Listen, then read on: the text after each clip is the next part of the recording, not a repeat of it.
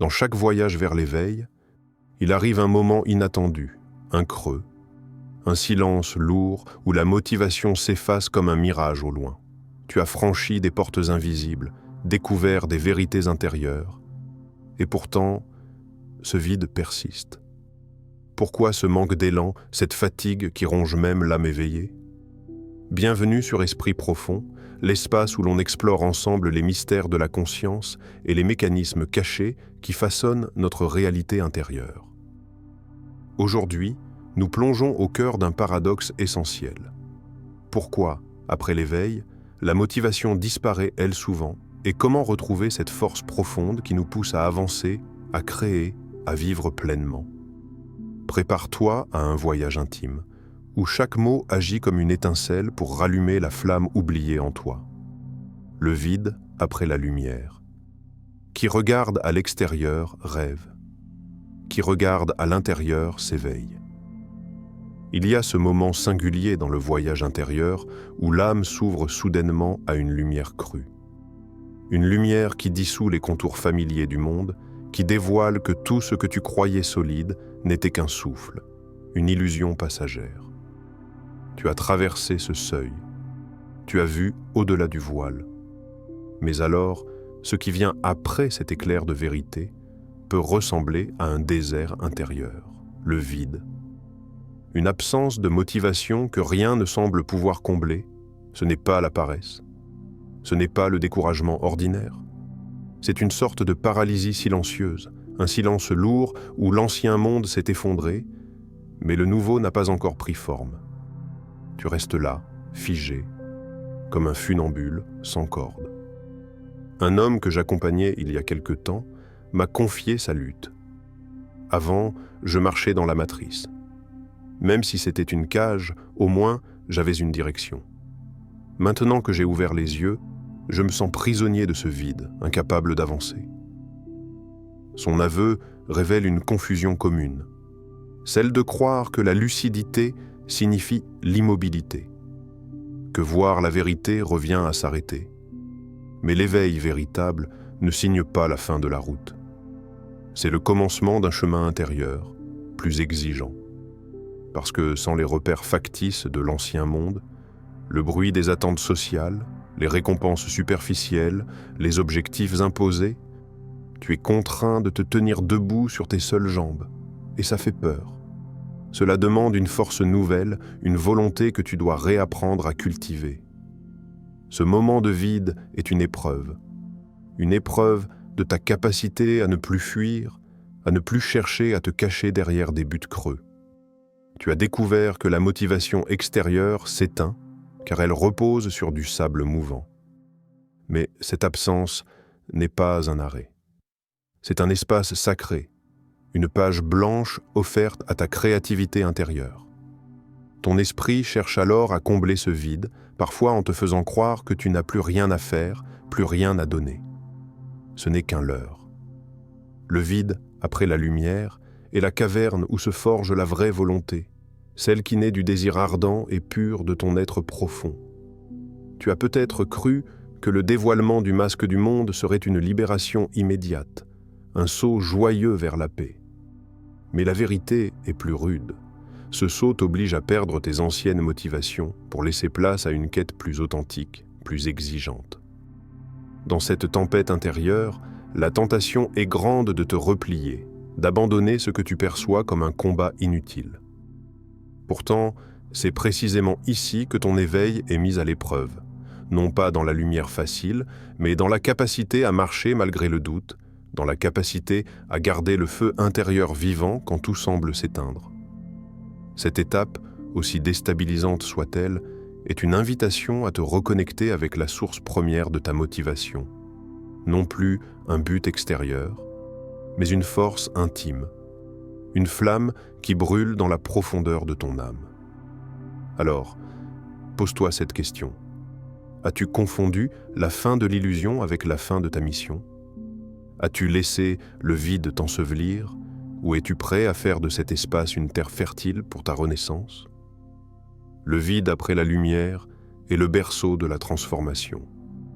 Il appelle à la patience, à l'audace, et surtout à la confiance en ce que tu portes en toi, un potentiel inexploré qui n'attend que d'être réveillé. L'ombre de l'éveil, on ne devient pas éclairé en imaginant des figures de lumière, mais en rendant l'obscurité consciente. L'éveil dont tu rêves n'est pas une ascension brillante et triomphante. Ce n'est pas un escalier lumineux où chaque marche te rapproche d'un sommet serein. Non, l'éveil véritable est une plongée abyssale. Une descente douloureuse au cœur de toi-même, dans tes zones les plus sombres, celles que tu as longtemps fuies. Cette plongée, c'est la rencontre avec ton ombre, cette part enfouie, délaissée, ignorée ou même rejetée. Elle n'est pas belle, elle n'est pas propre. Elle est lourde, sale parfois. Elle porte la douleur que tu refuses d'admettre, les colères enfouies, les peurs indicibles, les blessures secrètes qui t'ont modelé à ton insu. Il n'y a rien de glorieux dans ce face-à-face. C'est une épreuve d'humilité extrême. La lumière que tu as trouvée révèle aussi ce que tu ne voulais pas voir. Tout ce qui t'habite et qui dérange, tout ce que tu as refoulé pour te protéger. C'est cette obscurité-là qui fait peur, parce qu'elle te confronte à ta vérité brute. Un jeune entrepreneur que j'ai accompagné pendant plusieurs mois me disait un jour, dans un moment de désespoir, « Je pensais que l'éveil me libérerait de mes chaînes, qu'il m'ouvrirait des portes vers la paix. Mais j'ai l'impression de devenir un simple spectateur de mes propres ténèbres, comme si j'étais prisonnier d'un théâtre d'ombre que je ne peux contrôler. » Il ne comprenait pas alors que c'était précisément le signe qu'il entrait dans la vraie initiation. L'éveil n'est pas une délivrance instantanée.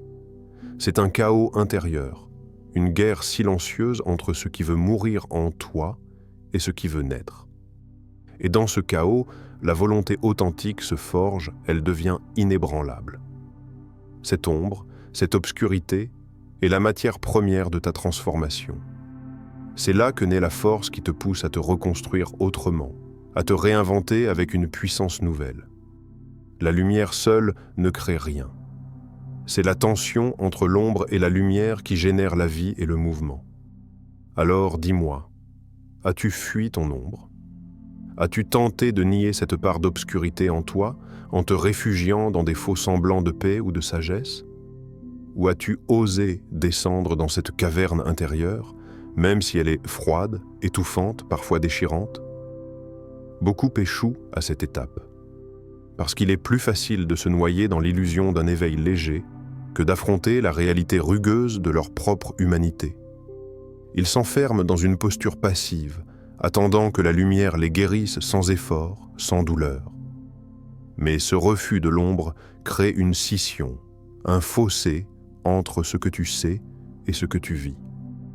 Une fracture qui bloque ta motivation, qui te laisse dans une sorte de torpeur désabusée. Ce n'est pas le vide de la lumière qui te paralyse, mais le déni de ton obscurité.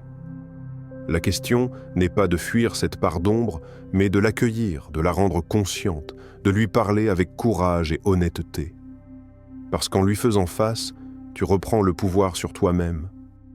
Tu cesses d'être victime de forces invisibles et tu deviens l'artisan de ta propre renaissance. Ce travail de confrontation est long, pénible parfois, mais il est la clé qui ouvre la porte d'une motivation véritable, celle qui ne dépend plus des circonstances extérieures, mais de la force indomptable de ton être. Alors, où es-tu dans cette descente ? Te caches-tu encore derrière des lumières factices ? Ou acceptes-tu de plonger pleinement dans l'obscurité pour faire naître la flamme d'une volonté inébranlable ? Le mensonge du but extérieur. Votre vision ne deviendra claire que lorsque vous regarderez dans votre cœur. Qui regarde à l'extérieur rêve, qui regarde à l'intérieur s'éveille. Carl Jung. Il y a une désillusion profonde qui frappe ceux qui ont traversé l'éveil. La perte du goût pour les objectifs qui, autrefois, donnaient sens à leur existence. Ce que le monde valorise tant, l'argent, le statut, le succès, devient soudain creux, vide, presque risible. Ces anciennes promesses s'effondrent comme des châteaux de sable sous la marée montante de la conscience nouvelle. C'est un choc, parce que jusqu'ici, tu avais construit ta vie autour de ces repères extérieurs. Tu courais après des buts qui te semblaient nécessaires, essentiels même. Et maintenant, ils se dérobent sous tes pieds. Tu te tiens là, au bord d'un abîme, sans carte, sans boussole visible. Une femme que j'ai rencontrée lors d'un séminaire sur la transformation intérieure m'a confié ses tourments. J'ai détruit tous mes anciens désirs, mais je ne sais pas quoi bâtir à la place. Cette phrase résonne comme une plainte universelle, le cri d'une âme en quête de sens. Elle avait brûlé ses anciens rêves, mais n'avait pas encore retrouvé la flamme qui l'animerait véritablement. Car l'âme ne fonctionne pas selon les règles de l'ego. L'ego cherche, poursuit, accumule. L'âme, elle, se souvient. Elle appelle à la mémoire d'une mission oubliée, d'un dessein plus grand que les distractions du quotidien. La motivation de l'âme est une force silencieuse, douce et puissante à la fois. Elle ne hurle pas, elle murmure. Elle ne force pas, elle attire. Le mensonge du but extérieur, c'est cette illusion que l'on peut remplir le vide intérieur avec des succès visibles, des possessions ou des reconnaissances. Ce mensonge a bercé ta vie jusqu'ici. Il a modelé ta réalité, guidé tes choix, sculpté tes désirs. Mais aujourd'hui, ce leurre ne tient plus. Il t'a laissé désarmé, vulnérable face à l'immensité de ce qui t'attend. Parce que désormais, la vraie quête est à l'intérieur. Tu dois regarder dans ton cœur, là où la vision véritable se dessine, là où l'âme te murmure le nom de ta véritable destinée. C'est un voyage solitaire. La voix de l'âme est subtile, parfois inaudible dans le tumulte de tes pensées et de tes peurs. Elle demande un silence profond, une écoute attentive, une confiance que tu n'as peut-être jamais expérimentée. Et pourtant, c'est la seule boussole qui ne faillit jamais. Alors, regarde-toi. Te reconnais-tu encore dans les désirs que l'ego t'a dictés? Es-tu encore prisonnier de leur chaîne? Ou commences-tu à entendre cet appel plus profond, cette mémoire silencieuse qui t'invite à marcher autrement? Le chemin ne sera pas tracé d'avance. Il ne ressemblera à rien de ce que tu as connu. Mais il sera le tien, authentique, vibrant et à la hauteur de ton éveil. La question essentielle est là. Oses-tu abandonner les faux mirages pour plonger dans la vérité de ton cœur? Ou restes-tu accroché aux éclats du passé, au risque de te perdre à nouveau? Le mensonge du but extérieur n'a plus de prise sur ceux qui regardent à l'intérieur. L'âme les guide vers une vision claire, précise, lumineuse, même si elle est souvent enveloppée de mystères. Le sabotage de l'inconscient. Jusqu'à ce que vous rendiez l'inconscient conscient, il dirigera votre vie et vous l'appellerez destin. Carl Jung. L'éveil ne transforme pas instantanément la totalité de ton être. Il t'ouvre une fenêtre, une vision nouvelle. Mais dans les coulisses, les forces anciennes continuent leur travail silencieux. Ton inconscient, ce gardien secret de tes habitudes, de tes blessures, de tes peurs refoulées, persiste à agir en coulisses, souvent à ton insu. Tu avances, tu prends des décisions, tu t'engages sur un chemin de transformation, mais très vite, une résistance invisible fait son apparition. Cette résistance ne porte pas toujours un visage évident. Parfois, c'est la fatigue persistante qui te cloue au lit. Parfois, c'est une douleur sourde, une anxiété diffuse, un découragement qui revient sans raison apparente.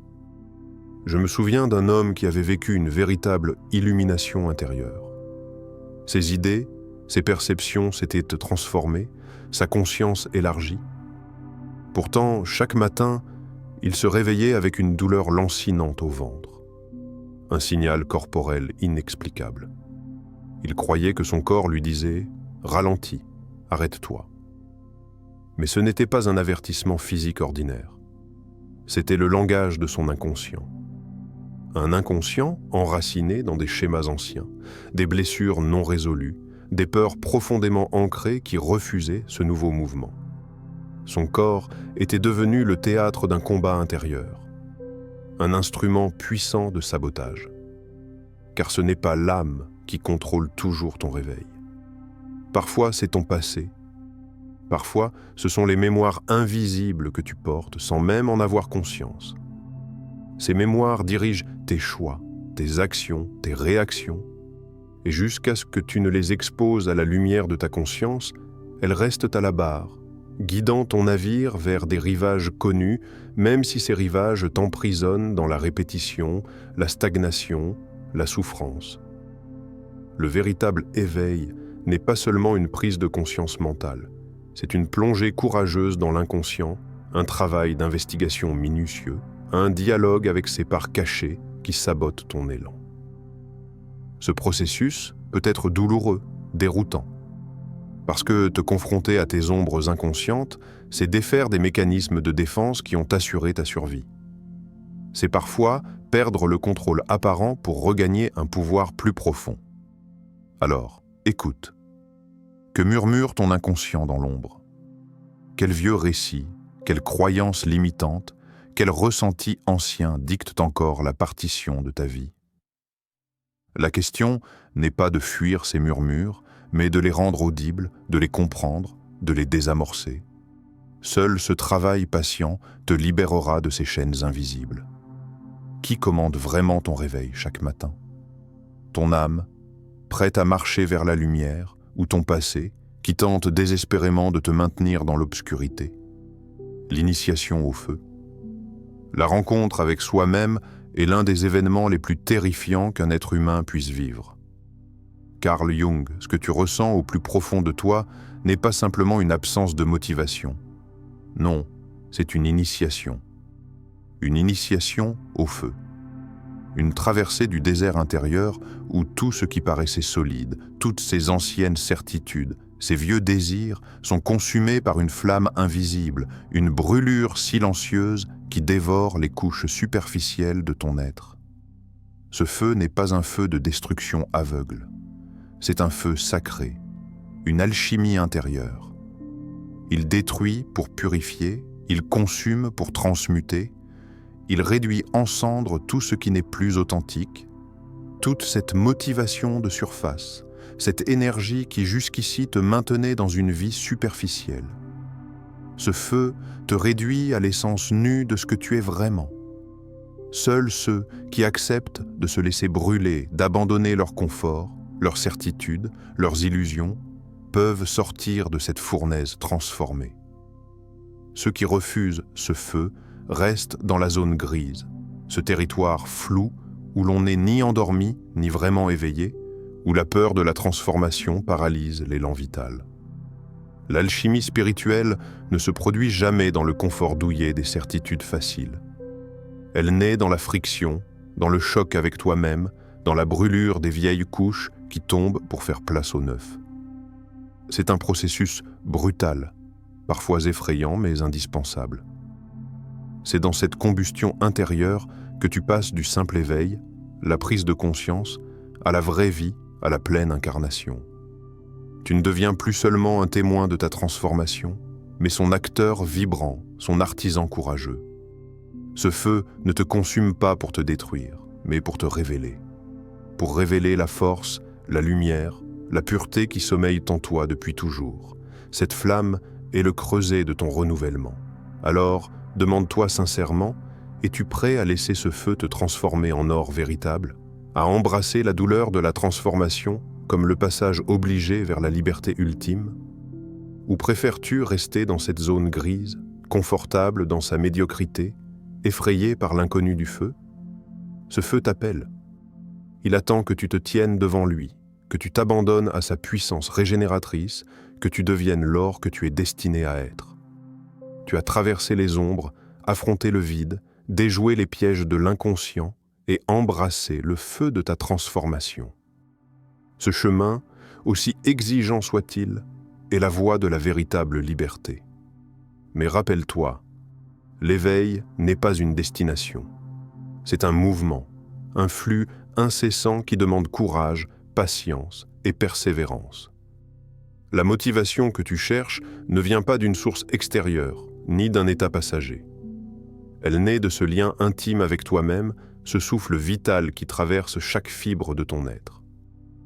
Alors, ne reste pas figé. Le véritable pouvoir réside dans l'action consciente, dans le choix de te lever chaque jour avec la volonté de poursuivre ce voyage unique. Laisse cette flamme intérieure grandir, qu'elle devienne la lumière qui éclaire ton chemin, même dans les nuits les plus sombres. Esprit profond t'accompagne dans cette quête, et chaque pas que tu fais est un pas vers la souveraineté de ton âme. Maintenant, c'est à toi. Prends ce que tu as reçu ici, agis, crée, deviens. Si ce voyage intérieur a résonné en toi, n'hésite pas à t'abonner à Esprit Profond pour ne rien manquer des clés qui éveillent et transforment. Laisse un commentaire. Quel est le feu que tu ressens brûler en toi aujourd'hui? Quelle ombre attends-tu d'embrasser? Partage ton expérience, ta lumière peut aussi illuminer d'autres âmes.